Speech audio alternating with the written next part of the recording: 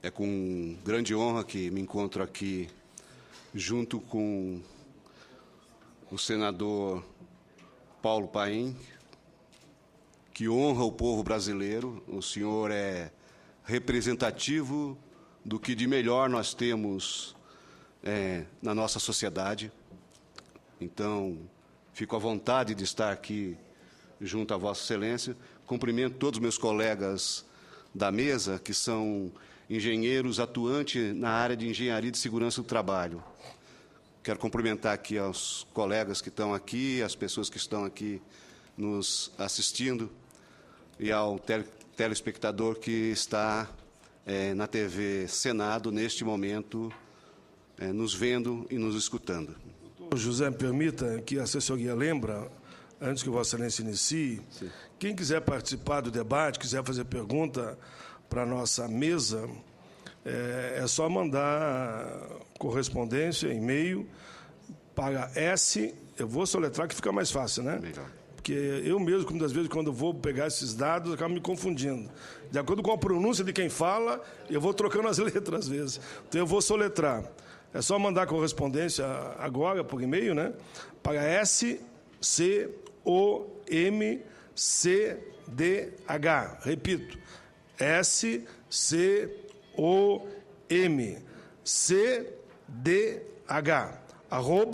@Senado. Não pode botar o R, muitos botam o senador, porque veio o presidindo, aí tem a tendência de botar o senador. Tem que botar @Senado.gov, ou seja, gov.br, ou seja, BR. A moçada aí já está pronta para receber as correspondências. Doutor José, por favor.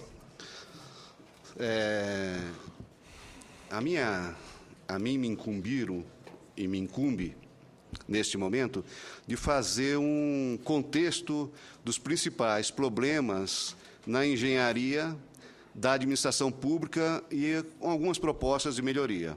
Isso é uma síntese que eu vou fazer, porque o tempo é curto e a gente tem que ser objetivo. Dentro deste contexto é que se insere a engenharia de segurança do trabalho. Então, eu vou fazer um painel mais amplo sobre a engenharia na administração pública.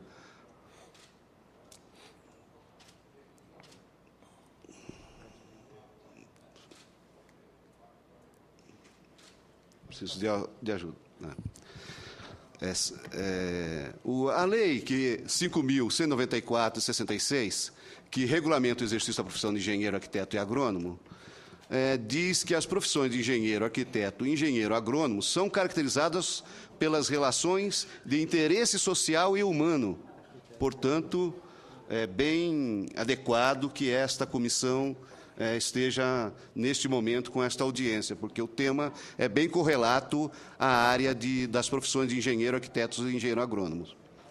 Essas realizações de interesse humano, social e humano, que os engenheiros são profissionais dessa matéria, se tratam da realização dos seguintes empreendimentos: aproveitamento e utilização de recursos naturais, que cabe ao governo regulamentar e o controle; meios de locomoção e comunicações, que cabe o regramento desses meios, também cabe ao governo; edificações, serviços e equipamentos urbanos, rurais e regionais, nos seus aspectos técnicos e artísticos. Também cabe ao governo, ao Estado, criar regras para que se dê esse tipo de serviços. Instalações e meio de acesso a costas, cursos e massa de água e extensões terrestres. Essa é típico de governo. Essa matéria está com o Estado, por sua importância estratégica. E desenvolvimento industrial e agropecuário, que é uma atividade mais da iniciativa privada, mas que as diretrizes e o encaminhamento cabe também ao Estado e ao governo federal.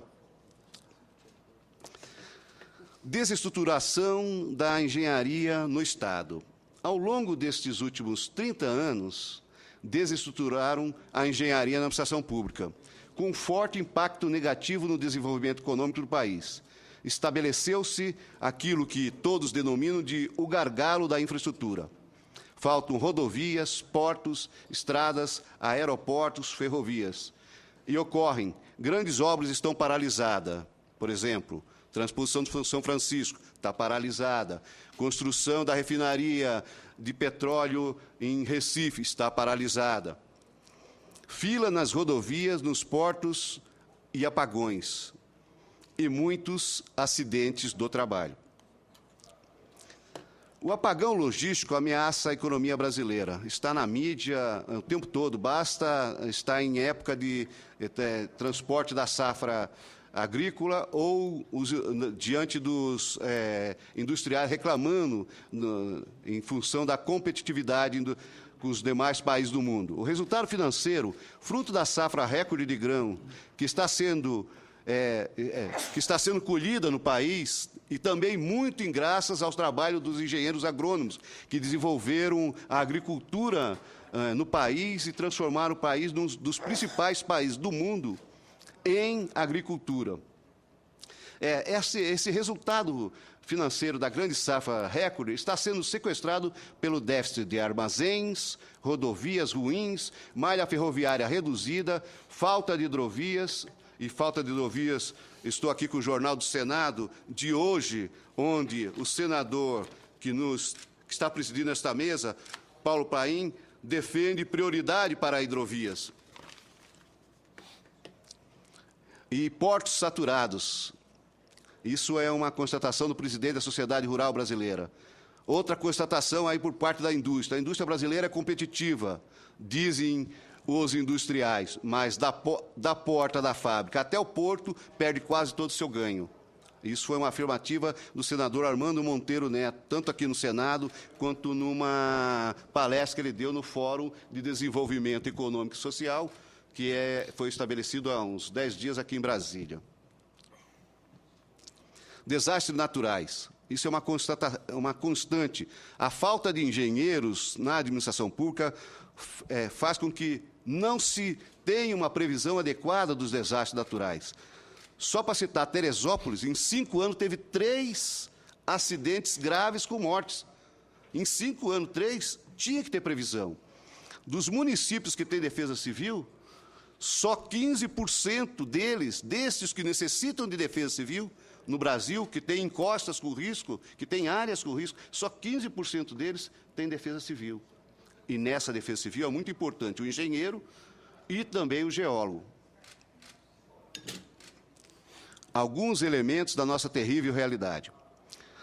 Vou pegar alguns que estão com fonte. Fórum Econômico Mundial, primeiro semestre de 2003, mostrou a competitividade entre 144 países. Mostra o seguinte dado sobre o Brasil. Estamos em 107º em infraestrutura, 123º em qualidade de rodovias, 135º em qualidade de portos, 134º em transporte aéreo brasileiro, e a infraestrutura ferroviária está em 100º lugar. Pesquisa da Confederação Nacional dos Transportes, de 2012, realizada nas rodovias brasileiras, apenas 9,9%, menos de 10% das estradas estão em ótimo estado. 27,4% considerado boas. As outras, 62,7%, vão de regular a péssimo. Dados do IBGE. De 2011, metade dos municípios brasileiros não são servidos com rede de saneamento. Os acidentes do trabalho atingem anualmente 75 bilhões de reais ao ano, com prejuízo ao país, a maioria na construção civil. Esse é um dado do doutor José Pastore, que é pesquisador da área e que fez uma palestra no Tribunal Superior do Trabalho no final de 2011.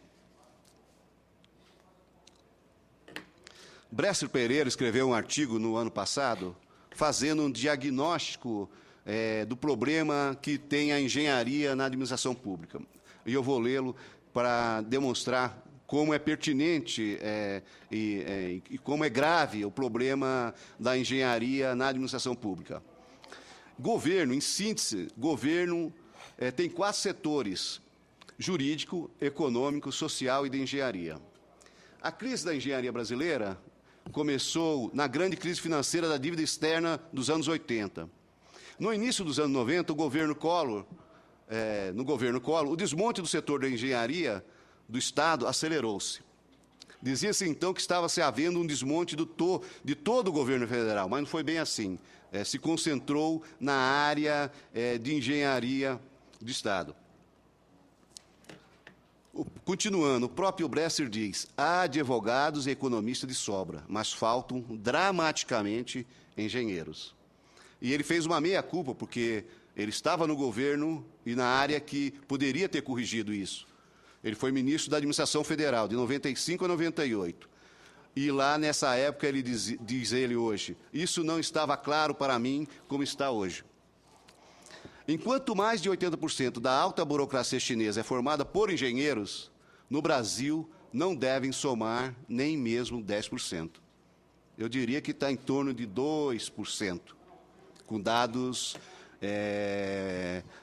pesquisados no na página do Ministério do Planejamento na internet. E o próprio Bresser propõe uma solução. Ora, se há uma profissão que é fundamental para o desenvolvimento, tanto no setor privado quanto no governo, é a engenharia. Nos setores que o mercado não tem capacidade de coordenar, são necessários planos de investimento e, em seguida, engenheiros que formulem os projetos de investimento e depois se encarreguem da execução. Agora o problema está claro: fortalecer a engenharia nos 3 níveis de Estado é a prioridade. O Brasil e seu Estado precisam de engenheiros, de muitos. Vamos tratar de formá-los. Aqui tem um resumo de quanto é os valores que o PIB do país é dividido. 60% iniciativa privada, 40% governo, e desses 40%, só o governo federal é 20%. A administração pública federal, o Poder Executivo, é quase equivalente a 20% do PIB e tem menos de 10 mil engenheiros, arquitetos e agrônomos. A iniciativa privada é equivalente a 60% do PIB e tem mais de 1 milhão de engenheiros, arquitetos e agrônomos. Há uma grave disfunção estrutural no serviço público federal, com correlação direta com a insuficiência e com a ineficiência das políticas públicas. Proposta de melhorias: criação da Engenharia, Arquitetura, Agronomia e Geologia Geral da União, à semelhança da Advocacia Geral da União. Criação de uma Escola de Engenharia, Arquitetura e Agronomia da União. Estabelecimento de estrutura administrativa semelhante à da União, que deveria ser construída com a Engenharia Geral e com as escolas, para os outros entes federados, Estado, Distrito Federal e município. Estruturação da engenharia de segurança do trabalho, com modernização de toda a legislação. Estabelecer carreira típica de Estado para engenheiro, arquiteto, agrônomo e geólogo. Afinal, eles estão no governo federal e são Estado desde o primeiro dia da independência do Brasil. Eles sempre tiveram no governo. Então, não é da administração pública, é do Estado brasileiro.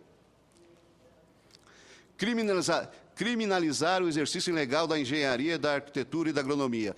No Rio de Janeiro, caiu um prédio porque foi feito por não engenheiros, matando 26 pessoas. Crimes, já são crimes, a medicina e a advocacia, o exercício ilegal. Só que lá, quando se pega um erro, é de uma pessoa. A engenharia sempre envolve muita gente, então também deve ser criminalizado. Contratação de mais engenheiro, arquiteto, agrônomo e geólogo, tanto na administração pública federal, estadual, municipal. Estabelecer estudo e planejamento mais adequado antes de contratar. Estabelecer planejamento de longo prazo. Estabelecer um projeto de nação. O que queremos ser como país daqui a 30 ou 50 anos. Isso estabeleceria uma diretriz ao país como um todo. Reorganizar a cidade e o país. Ministro da Educação, Aloysio Mercadante. Para crescer, o Brasil precisa de mais engenheiros, não advogados. A Constituição Federal, senador Paim, apresenta mais de 50 prescrições para a administração pública, cujas execuções dependem de ter atividade de servidores públicos, engenheiros, arquitetos e agrônomos.